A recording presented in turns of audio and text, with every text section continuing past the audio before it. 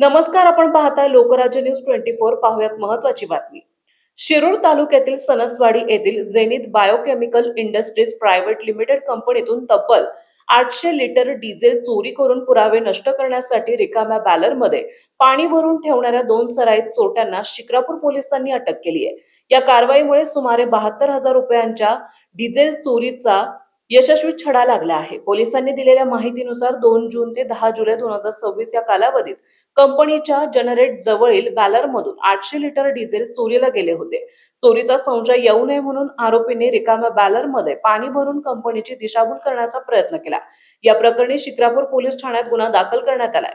Police निरीक्षक चंद्रशेखर यादव यांच्या मार्गदर्शनाखाली गोपनीय माहितीच्या आधारे तपास करत पोलिसांनी अक्षय प्रेमचंद देवडे आणि अविनाश शंकर धुमाळ यांना ताब्यात घेतलंय.